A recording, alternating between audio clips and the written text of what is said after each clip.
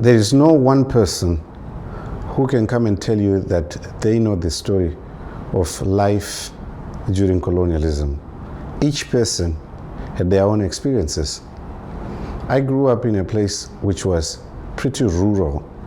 I never saw any signs in my neighborhood which said whites only or beware of natives. I saw that in newspapers, but in my part of the world, it was not there. The schools that I went to were all black, and among all of us, we were secluded in our own area. The main thing that we had, more than anything else, was competition to do well at school. And our parents, their competition was mainly in the number of children that they sent to college.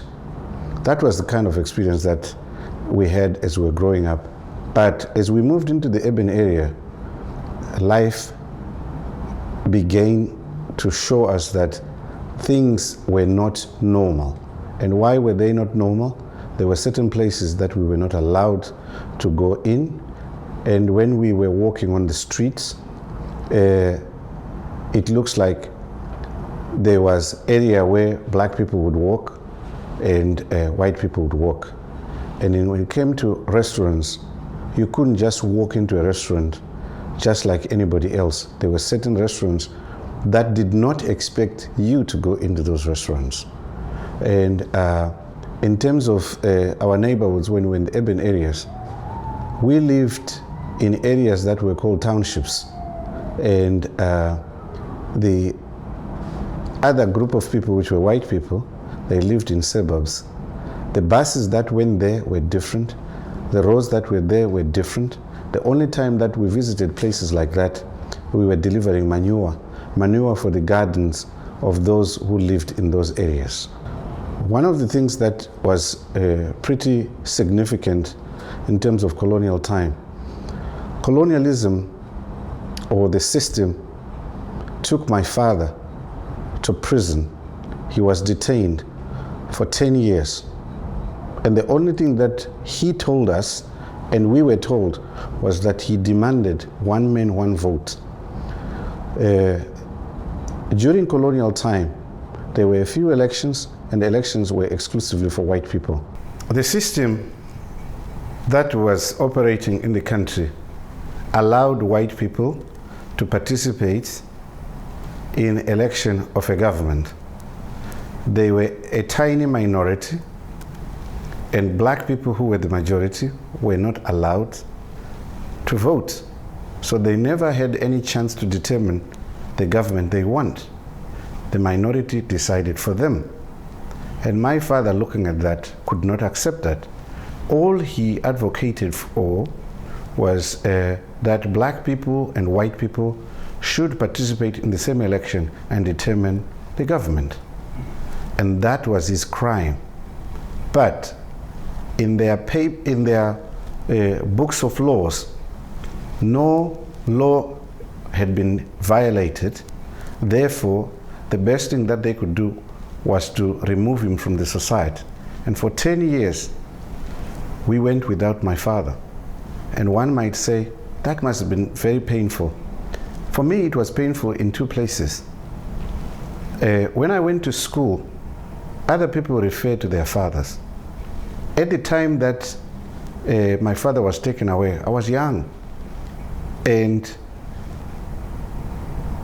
as time went by, I did not know what my father looked like because we were not allowed to meet him. I could not visit him. And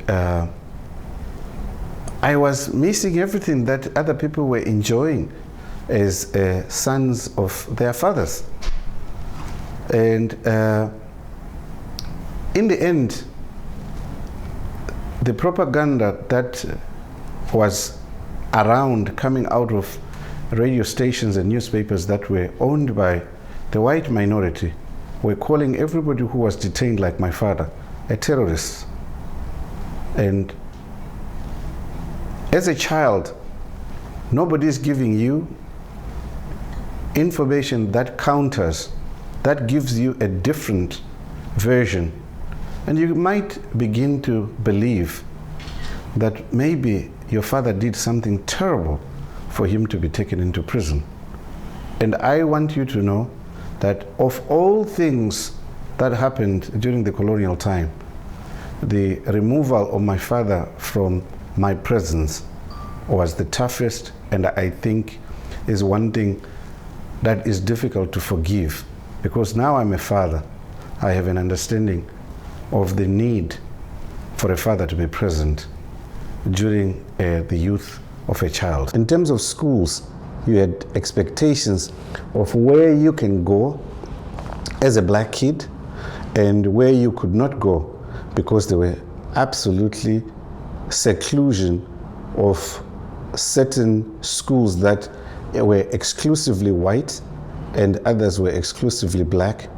The only thing that I would say is that the curriculum in both schools were the same, and we wrote examinations that were set in Cambridge and marked in Cambridge in England. And one thing that I can say, during my time, there were school competitions in terms of grades. And for as long as I can remember, all schools that were number 1 up to number 5, they were all black. So at the end of the day, we had one consolation. It didn't matter which school you went to. What mattered was how you master the stuff that you are taught. When somebody comes into somebody's house who is a parent, who loves his kids, who loves his wife, you come and take him away, and you take him away for 10 years and he has no access to his family. I have no understanding of why any system would find that acceptable. And as I have been growing up, looking at what's happening around the world, one question that comes over and over is people who perpetrated such violations went unpunished. There was never any commission, any effort to review and make people accountable. And that makes me feel like the world knew what these things were happening. And I don't know whether they looked away, but I know that they did not call on any account on the people who perpetrated something like this. And I have no understanding of what I would have been, what I lost as a child by having my father removed from me for 10 years. In 1972, my father was released from his detention for a week or two. And when he was arrested, the entire family was taken. And we were taken to prison, my mom, my sisters, my brothers, and all that. And we saw our father, he was chained, legs, arms, everything. And we saw him being beaten by the police in our presence. And up to today, I asked my mom, I asked everybody, what has he done? Nobody can give me an answer. And for the police to do that in front of his children, I want people to understand that colonialism was not just separation of services that were being provided.